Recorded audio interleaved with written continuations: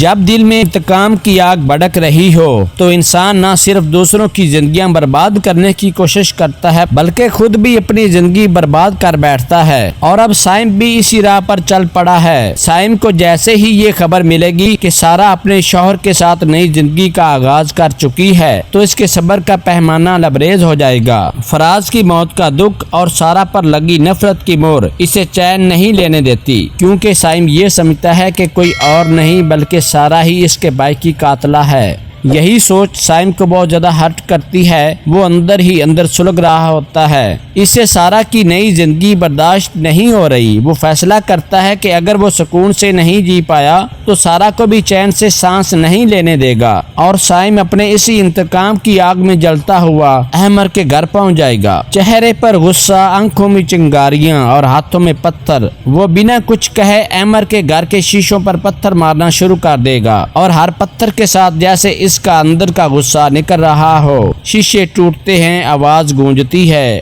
اور سائم بغیر کسی کے دھیان میں آئے وہاں سے نکل جاتا ہے۔ جیسے ہی سائم کو شیشے ٹوٹنے کی آواز آئے گی تو وہ باہر نکلے گا اور فوراً اپنے ملازم سے پوچھے گا یہ کیا ہے، یہ شیشے کس نے توڑے ہیں؟ ملازم گھبرا کر جواب دے گا کسی نے پتھر مار کر شیشے توڑ دیے ہیں، لیکن اب وہ یہاں سے جا چکا ہے۔ یہ سن کر احمر کی ماں غصے میں آ جائے گی اور کہے گی کس میں اتنی ہمت ہے کہ ہمارے گھر آ کر اس طرح بدتمیزی کرے اور ہمارے گھر کے شیشے توڑ دے۔ ادھر سارا اس پورے واقعے کو سن کر سہم جاتی ہے۔ وہ جان جاتی ہے کہ یہ سب کسی اور کا نہیں بلکہ سائم کا کام ہے۔ سارا اپنے شوہر احمر سے کہے گی کہ میرے خیال سے یہ سارا کام سائم کا ہے۔ احمر سارا سے کہے گا کہ سائم بلا ہمارے گھر میں آ کر شیشے کیوں کر توڑے گا؟ تو سارا احمر کو جواب دے گی کہ سائم نے مجھ سے کہا تھا میں تمہاری زندگی جہنم بنا دوں گا۔ وہ سب کچھ اس لیے کر رہا ہے کہ وہ مجھے اپنے بھائی کی قاتل سمجھتا ہے۔ اس کے بعد احمر اور اس کی ماں پولیس کو اطلاع دیتے ہیں اور پولیس کی ایک ٹیم کچھ دیر بعد سائم کو گرفتار کر لیتی ہے۔ تھانے میں ایس پی صاحب غصے سے سائم کی طرف دیکھتے ہوئے کہیں گے کہ تم نے احمر کے گھر کے شیشے کیوں توڑے؟ جواب دے گا کیونکہ وہ میرے بھائی کی قاتلہ ہے اور میں اسے کبھی بھی نہیں معاف کروں گا۔ تو پولیس آفیسر سائم سے کہیں گے بہت زبان چلاتے ہو تم، لیکن میرے خیال سے تم قانون کی زبان نہیں سمجھتے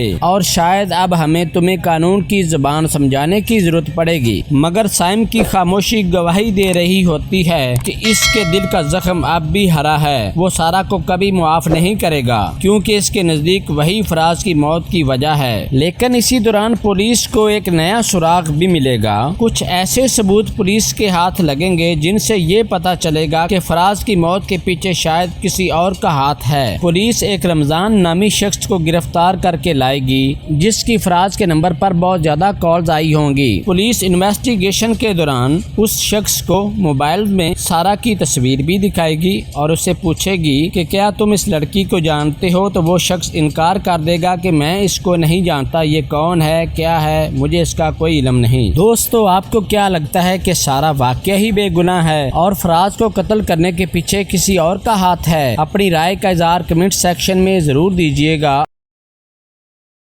اگر آپ کو میری آج کی یہ ویڈیو اچھی لگی ہو تو اسے لائک، شیئر اور میرے چینل کو سبسکرائب کرنا مت بھولیے گا تاکہ میری ہر آنے والی ویڈیوز آپ کو بر وقت ملتی رہیں۔ اپنا خیال رکھیے گا، ملتے ہیں اگلی ویڈیو میں، تب تک کے لیے اللہ نگہبان۔ اگر آپ کو میری آج کی یہ ویڈیو اچھی لگی ہو تو اسے لائک، شیئر اور میرے چینل کو سبسکرائب کرنا مت بھولیے گا تاکہ میری ہر آنے والی ویڈیوز آپ کو بر وقت ملتی رہیں۔ اپنا خیال رکھیے گا، ملتے ہیں اگلی ویڈیو میں، تب تک کے لیے اللہ نگہبان۔